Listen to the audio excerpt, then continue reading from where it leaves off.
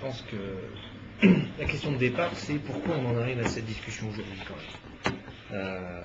Pourquoi le Grand Paris arrive, alors qu'on en parle depuis des années, des décennies, et pourquoi ça arrive maintenant. Déjà, je crois que le Grand Paris, aujourd'hui, il y a un vrai problème d'organisation de la métropole. On le voit en termes de transport, en termes d'habitat, en termes d'inégalités territoriales flagrantes qui ne font que s'accroître aujourd'hui. Il y a eu 2005. Depuis 2005, il n'y a rien eu, aucune politique qui a essayé de résorber ces problèmes-là. Donc, j'allais dire aujourd'hui, pourquoi on parle du Grand Paris, c'est que, il y a quand même, y compris le monde de l'entreprise, entre guillemets, c'est-à-dire les gens y compris autour de Roissy, de toutes ces zones-là, sentent qu'il y a un déclin de la région parisienne, voilà, économique, et je pense qu'on est dans une phase, effectivement, qui n'est plus une phase de croissance de la région de Paris et autour, mais une phase qui va s'accélérer dans le déclin. Il y a des pôles comme Lyon, Anvers, Londres, Barcelone qui vont répondre mieux. Je cite souvent comme exemple la discussion qu'il y a eu au début des années 90 à Marseille, avec la question du port de Marseille, qui était à l'époque le deuxième port méditerranéen, et des choix qui n'ont pas été pris. Aujourd'hui, Marseille, c'est le 14e port méditerranéen. Je crois qu'on est face à toutes ces questions-là, et qu'autour de ça, les questions d'économie, c'est aussi l'emploi, c'est aussi les problèmes autour, sociaux et tout, qui peuvent s'accroître dans les années à venir, donc qui posent une vraie question. Et ensuite, deuxième point par rapport à ça, je pense qu'on n'a pas répondu justement aux grands problèmes, nous les politiques. Problème du logement, c'est une catastrophe.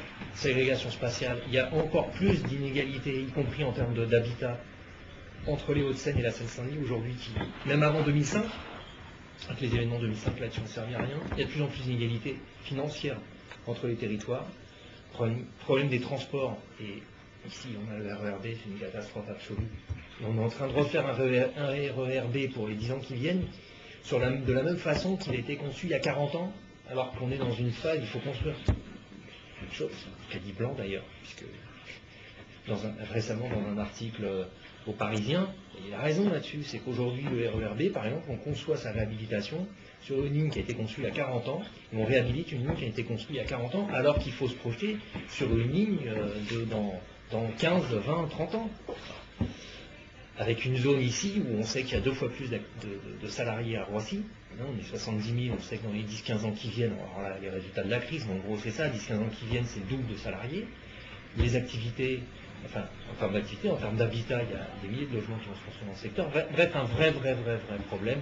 Et on sait, par exemple, sur les questions de transport, que pour les infrastructures, il y a eu des études qui disent qu'il faudrait 54-55 milliards d'euros pour avoir des transports collectifs en région parisienne qui soient adaptés à ce que devrait être la région parisienne aujourd'hui. Donc, j'allais dire, la question du Grand Paris, pour moi, elle est aussi posée par l'échec des politiques menées depuis des années.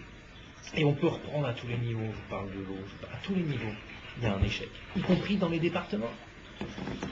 Échec flagrant, la Seine-Saint-Denis, y compris à un moment les socialistes ont dit, mais aujourd'hui, sur les affaires, on ne revient pas là-dessus. La Seine-Saint-Denis décidée en 64, finalisée en 67, depuis 67, les différences de politique entre l'ancienne Seine et l'ancienne Seine-et-Oise n'ont jamais été, ça n'a jamais été récupéré.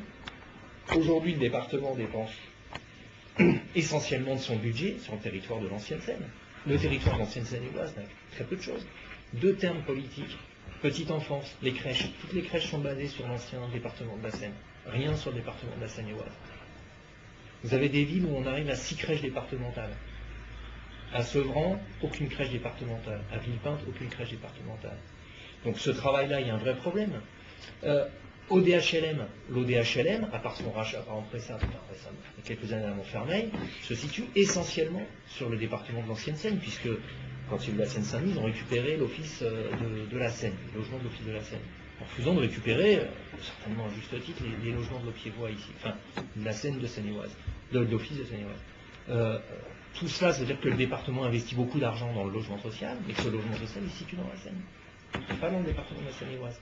Ce que je veux dire par là, c'est que tout ça, ça a créé des ruptures dans les territoires, qui sont des ruptures historiques, liées à une histoire, mais le politique n'a pas réussi à intervenir sur ces ruptures pour aussi les gommer.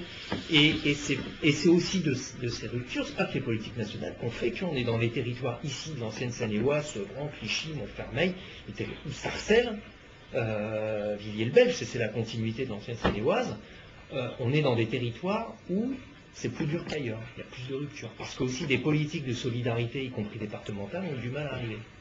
Alors,